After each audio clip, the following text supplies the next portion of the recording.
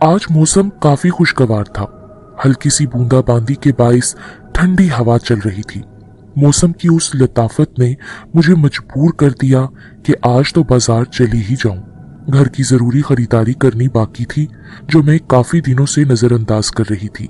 घर का सामान खरीदते हुए अचानक मेरी नजर एक छोटी सी गुड़िया पर पड़ी जिसमें नाकाबिले बयान कशिश थी।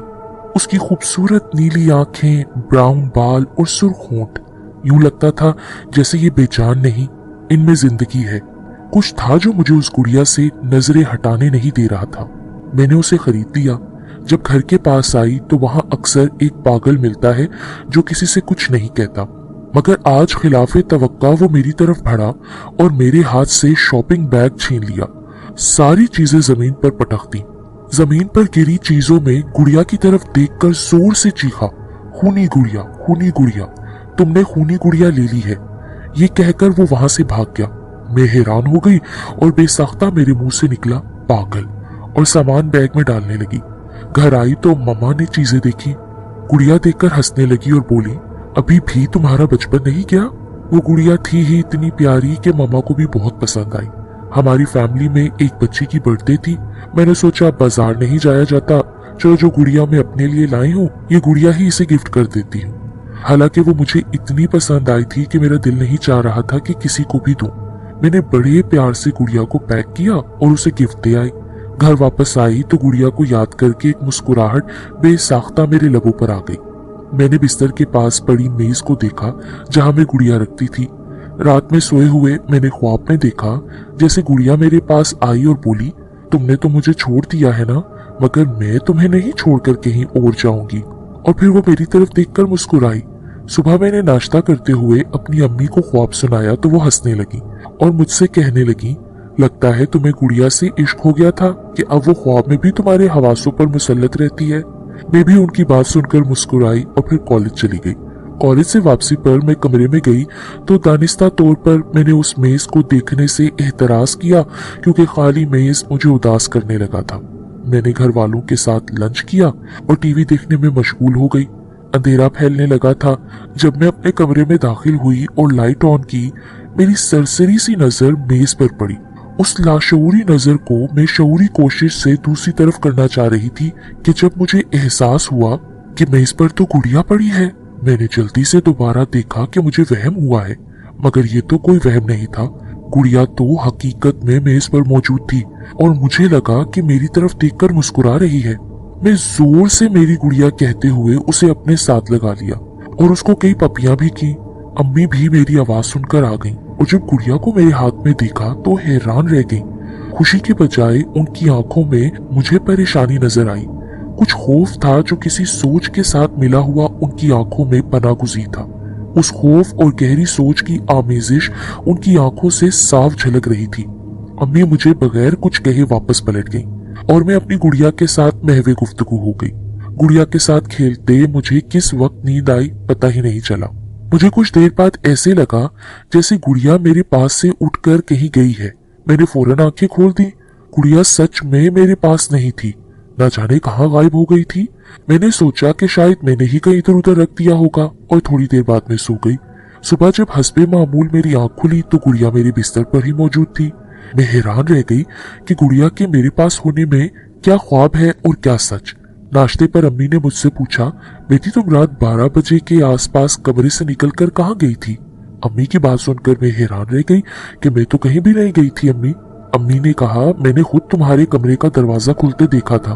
अजीब कश्मकश थी। मैं कमरे से बाहर नहीं निकली थी और अम्मी का कहना था कि उन्होंने खुद मेरा दरवाजा खुलते देखा। इतने में बाहर गली में शोर मच गया। अम्मी बाहर गईं और कुछ देर बाद वापस आई।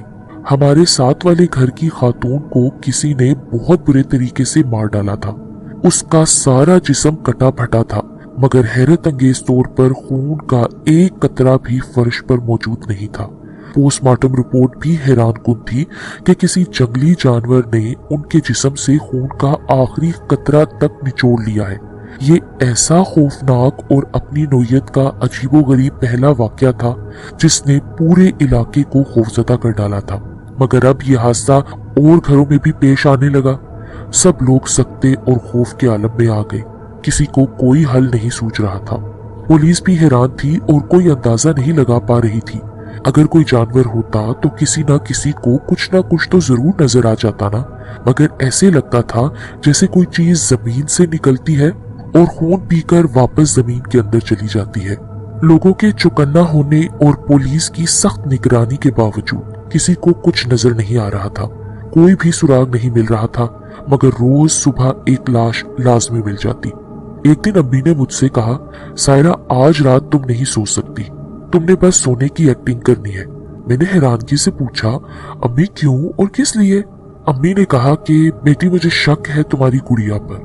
तुम गुड़िया को पाकर इतना खुश और मदहोश हो गई हो कि तुमने ये नहीं सोचा तुम तो गुड़िया गिफ्ट कर कर आई थी उस बच्ची को, ये गुड़िया वापस कैसे आई? तुम रात को जाग कर देखना कि तुम्हारी गुड़िया रात को जिंदा होकर तुम्हारे कमरे से निकलती है। मैं इतनी पागल हो गई थी गुड़िया के पीछे, या गुड़िया में कुछ ऐसी कशिश थी जो मुझे उससे मोहब्बत करने पर मजबूर करती थी। मेरी तो गुड़िया से मोहब्बत ऊठ कर बाहर आई और मैंने तल्ख लहजे में कहा, अम्मी आप कहना क्या चाहती हैं? मेरी गुड़िया सारे कत्ल कर रही है, वो खूनी है क्या? और जैसे ही मेरे मुंह से खूनी निकला, एकदम मुझे उस पागल की बात याद आ गई कि ये खूनी गुड़िया है। मैंने इरादा कर लिया कि आज रात किसी भी कीमत पर नहीं सोना।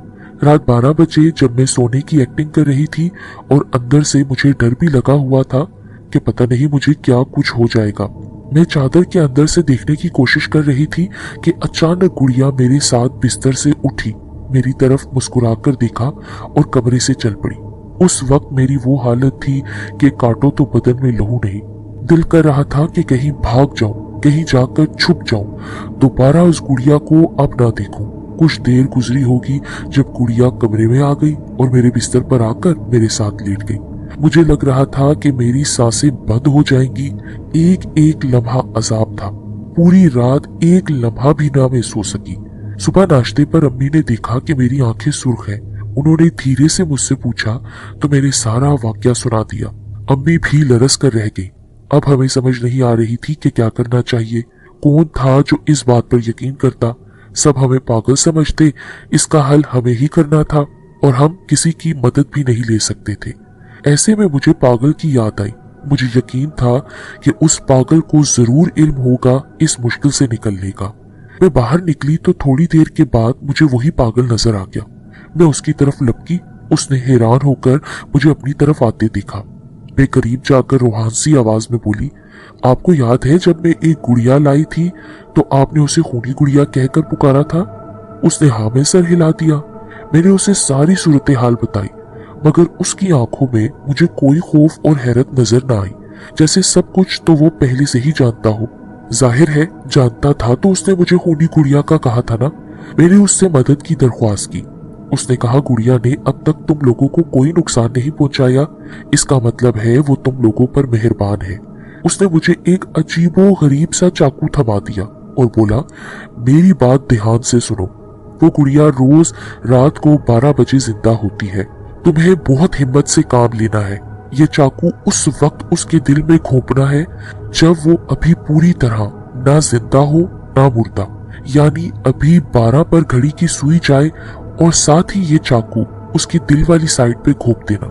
जरा सी देर बहुत तबाही मचा देगी और जरा सी पहल उसे खत्म होने से बचा लेगी।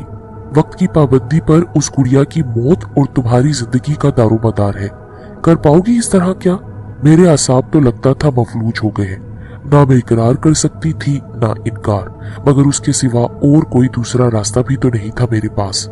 अगर कामयाब हो जाती तो उस खून खराबे को रोक पाती, और अगर नाकाम रहती तो अपनी जिंदगी से हाथ धो बैठती। फिर कम से कम रोज लाशें देखने से तो बच जाती। रोज रोज के मरने से बेहतर था एक बार ही मर जाऊं या सबको मरने से बचा लूं। मैंने उसके दिए हुए चाकू को मजबूती से अपने हाथ में पकड़ा और वापस घर आ गई। अम्मी को उस पागल की बातें बता दी। अम्मी हैरत से सुनती रही। जब मेरी बात खत्म हो गई तो अम्मी बोली, हम इंसान भी कमाल है। जो लोग हमसे कई दर्जा ज्यादा अक्लमंद और समझदार होते हैं, हम लोग उसे ही पागल समझने लगते हैं। हालांकि ये लोग तो जाहिरी दुनिया को क्या, हमारी आंखों से ओझल दुनिया की भी खबर रखते हैं। यानी मावराई हकाइक हमारे सामने अपनी जुबान पर लाते हैं और हम उनकी गहरी बातों को समझने के लायक नहीं होते तो उन्हें पागल के नाम से मंसूब कर डालते हैं। रात होती जा रही थी और हमारा पल पल हम पर गजब ढाते हुए हमें लरजा रहा था। मैं हस्बे मामूल कमरे में आ गई।